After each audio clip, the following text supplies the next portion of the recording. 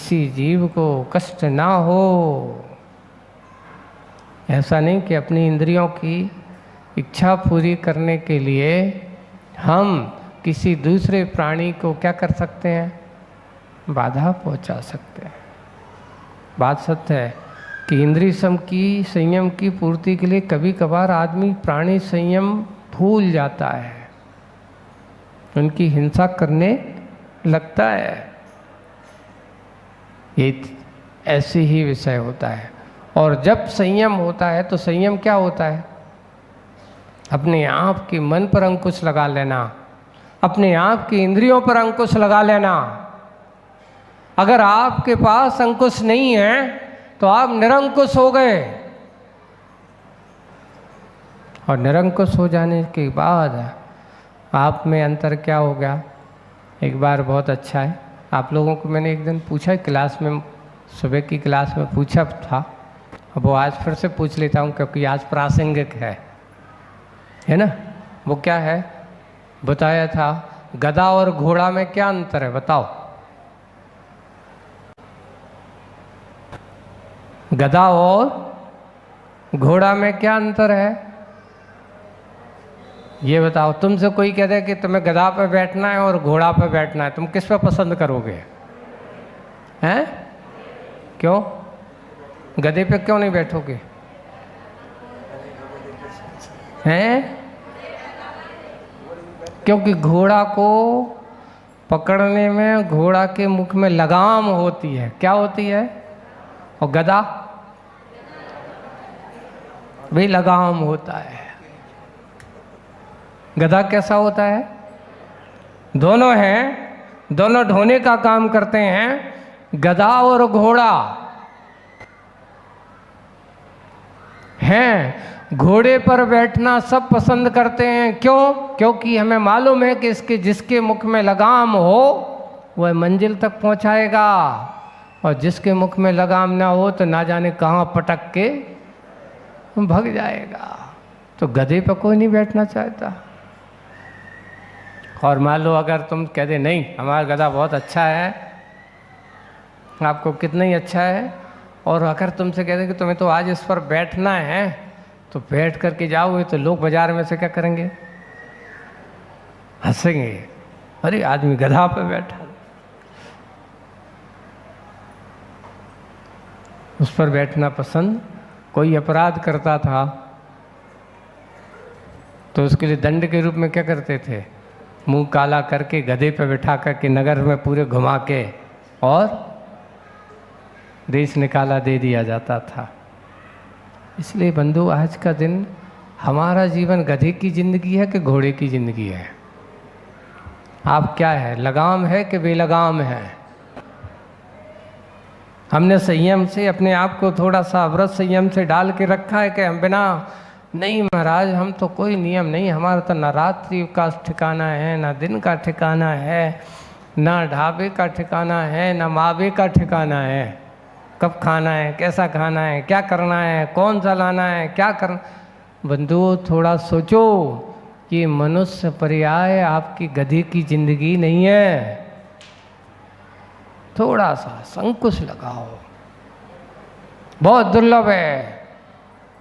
यही आपके लिए स्वर्ग मोक्ष का कारण हो सकती है, यही आपको नरक का कारण हो सकती है, यही आपको दुर्गति से बचा सकती है तो दुर्गति में ले जा भी सकती है। अब कौन सी गति में जाना है, कहाँ जाना है, आपके पास उत्तम संयम धर्म है। अब उसको क्या करना है, थोड़ा सो विचार करना है, हम सोचना है कि कौन सी दिशा में चलें, कहाँ चलें, कैसे चलें। हम अच्छे व्रत संयम पालन कर लेते हैं, लेकिन ऐसा व्रत संयम पालन करें, ऐसा उपवास भी ना करें। देखो उपवास अपन करते हैं तो उपवास करते समय बिल्कुल समीपता होना चाहिए, राग देश से नहीं होना चाहिए, शांतता होना चाहिए। पर दिमाग में वो ही सोचता कि आज हमारा उपवास है, गर्मी चढ़ी रहती है। आपको एक छोटी सी कहानी सुनाता हूँ। देखो देखो, एक व्यक्ति उपवास तो कर रहा है पर मन में क्या सोचता है? कल की सोचा करता है। और ऐसे व्यक्ति की उपवास की दशा क्या होती है? एक व्यक्ति ने उपवास किया, अनंत चौदस का दिन है, साल में उपवास करता है। अब सब लोग कर रहे हैं तो उनके साथ साथ, और पहली बार उसने क्या किया? उपवास किया। दिन भर सोचा है। अब हुआ है कि सुबह से सबके साथ वो भी गया, उपवास कर रहा है। अब कुछ आदतें हैं कई लोगों की कि जो बहुत चीज़ें अच्छी पसंद होती हैं, और अभी सीजन भी काय का चल रहा है, तो बोले कि अच्छी बढ़िया बाज़ार में सुंदर सुंदर अच्छी ताज़ी ताज़ी ककड़ी भी मंदिर से जैसे ही निकला, और वहाँ क्या रखी थी, तो जा रहा था तब वो देखते गया और मन में विकल्प आ गया है कि कल जब पारणा करेंगे तो सबसे पहले काय से करेंगे? यही खीरा वाली ककड़ी से ही पारणा करेंगे अपन तो। लेकिन एक काम करो, जल्दी पूजा कर लो, कहीं उसकी पूरी बिक गई तो मिलेगी नहीं। तो एक काम करो, अब भगवान की पूजा बाद में करें, एक काम करो, लेके खरीद के रख दो, इतना ही। अब दिन भर देखना आपका उसका दिमाग कहाँ लगा रहेगा। उपवास होगा उसका, दिन भर कहाँ घर पे बैठा रहेगा, तो बार बार जब जाएगा ककड़ी दिखाई देगी। दिमाग में ये कि आज उपवास है कि ककड़ी है, क्या घूम रही है। अब ऐसे आदमी को उपवास भी बड़ा विचित्र होता है। दिन तो निकल गया, अब रात कैसे निकले, सोच रहा है अब निकालना है, कल सुबह काम करना है। उपवास बैठा बैठा रात में 12 बज गए, नींद नहीं आ रही है। नींद नहीं आ रही है। अब नियम ये है कि बिना जब तक सूर्योदय नहीं हो तब तक कौन खाना पीना नहीं है। अब मन तो बार बार ककड़ी पे जा रहा है, सामने वही की सुगंध आ रही। इसलिए कहते हैं हमारे आचार्यों को, जिस दिन उपवास हो उस दिन घर पे मत रहो। कहाँ जाओ? मंदिर में बैठ जाओ। जहाँ पर आपके घरों में रहोगे तो बार बार कहीं किचन दिखाई देगा, कहीं रसोई घर दिखाई देगा, कहीं ये चीज़ दिखाई देगी, वो चीज़, उसकी उदीर्णा और क्या होगी, बढ़ेगी। और जहाँ भगवान के सामने बैठोगे तो याद नहीं आएगा। लेकिन पहले से अगर तुम करके आए हो तो भगवान की पूजा भी अच्छे से नहीं होगी। जल्दी चलो, ये होगा। ऐसा संयम नहीं, इंद्रिय संयम नहीं हो पा रहा है उसका। अब हुआ ये कि रात में 12 बज गए, 12 बजने के बाद वो नींद नहीं आ रही, क्या करें। अब इधर उधर थोड़ा सा लेटा, उठ जाता, बैठ जाता, बार बार घड़ी देखता, कितने बज गए, बोले कि 2 बज गए। करते करते और 2 घंटा और बीत गया, कितने बज गए, बोले 4 बज गए। अब तो रह नहीं जा रहा है, क्योंकि जाते जाते आदमी किनारे पे ही डूबता है ना। साहस ऊपर पूरा सब कुछ कर ले और अंतिम किनारे पे आकर के डूब जाता है। अब कुछ रात करते करते 5 बज गए। अब 1 घंटा बचा, तो उसने सोचा एक काम करो, जब तक सूर्योदय होगा तब तक अपन ककड़ी को छील लो,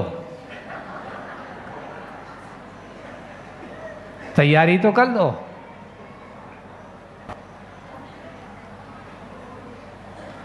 सीले में लग गया, काम करने में लग गया। करते करते 10-15 मिनट में वो भी हो गया। उसने पीस पास बना लिया, बार बार देख रहा है उजिलो भाव कि नहीं, सूर्योदय भाव कि नहीं।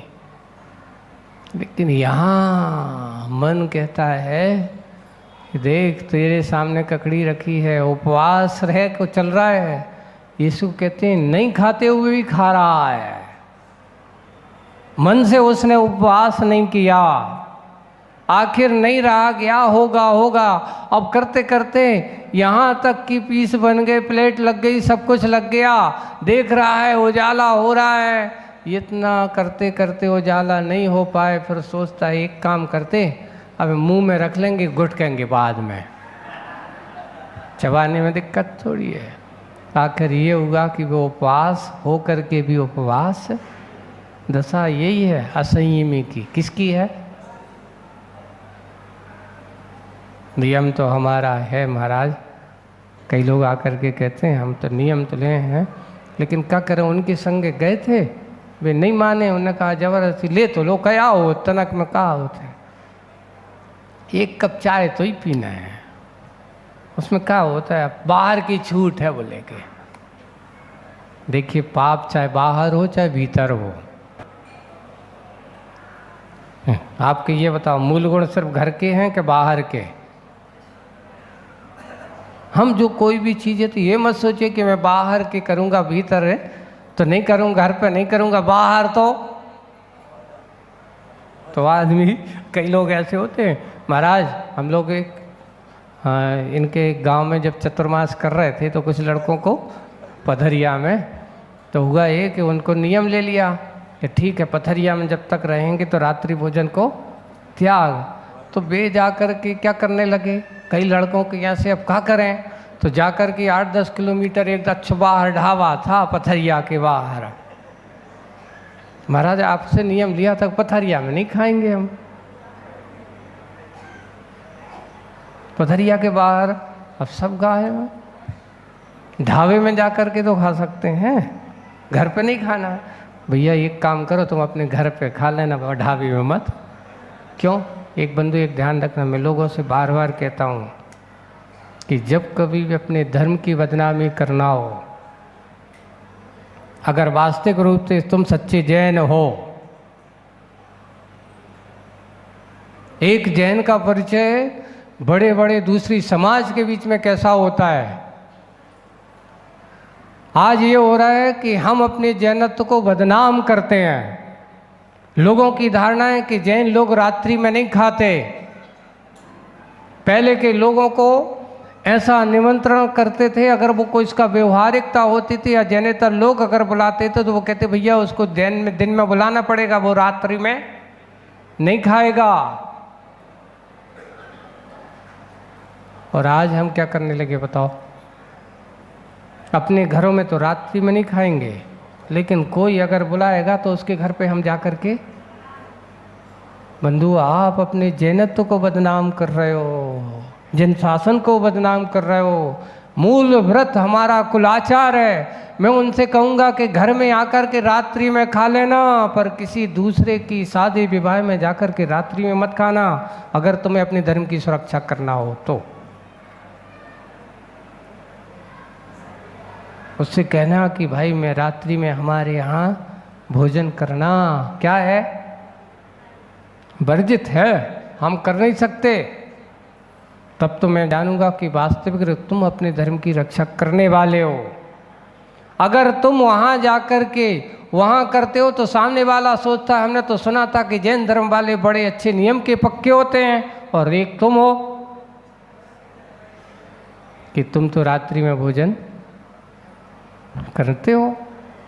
लोग सोचते हमने तो सुना था।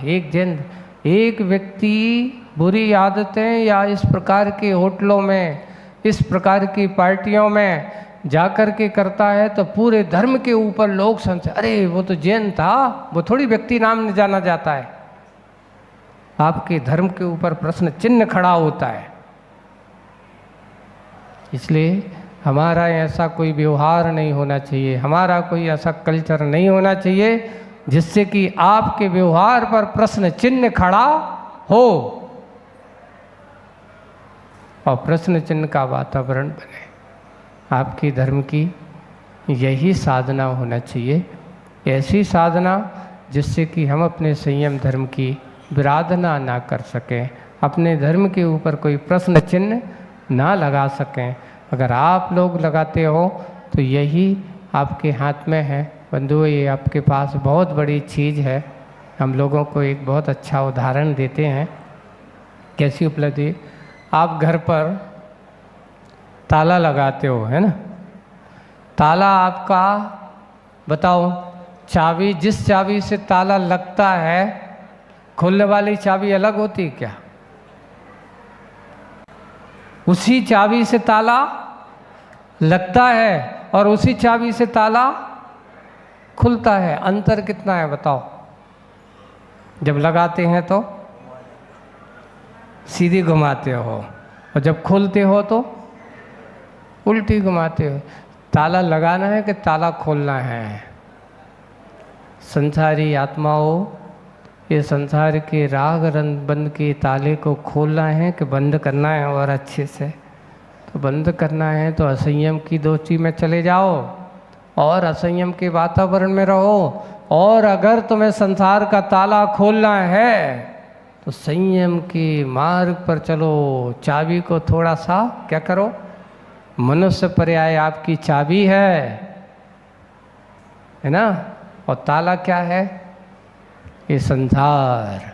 आप संसार के ताले को खोलना चाहते हो कि संसार के ताले को और अच्छे से लगाना चाहते हो? उल्टा घुमाओ थोड़ी सी। संसार कहता है जैसा है वैसा करते जाओ, आपको डालने की कुछ है, पर मोक्ष मार्गी कहता है नहीं, तुम अगर उल्टा ऐसा कहोगे तो मोक्ष मार्गी जो संयमी होता है वो उल्टा चलता है। मैं इंद्रिय को स्वीकार नहीं करूँगा, असंयम को स्वीकार नहीं करूँगा। संयम के मार्ग पर चल करके अपने मंजिल की ओर बढ़ने की कोशिश करेंगे। आज अपन इतना ये कहेंगे कि संयम रूपी रतन है, इसको संभालो। संयम हमारे लिए उस कांच की चिमनी की भांति होता है कि दीपक में हवा आती है तो आप लोग क्या रख देते हो? चिमनी रख देते हो ना, कांच का। और जैसे ही उसको रखते हैं तो दीपक जलने में फिर कोई बाधा नहीं होती, वह अच्छे से जलता रहता है। वैसे ही आपके जीवन में संयम का दीप जलता रहे, किसी प्रकार का कोई वातावरण असंयम के हो, बहुत तूफान आएंगे, उसको बुझाने की कोशिश करेंगे। और अगर आपने उस चारों तरफ से उस संयम का कांच से उसको वेष्टित करके रखा है तो कितने भी तूफान विषय कसाय इंद्रियों के आए, वे तूफान उस दीपक को कभी बुझा नहीं पाएंगे। हम अपने आत्म संयम को जागृत करें, संयम धर्म की आराधना पर हम लगें। ऐसी ही भावना मन में बनाते हुए बोलिए उत्तम संयम धर्म की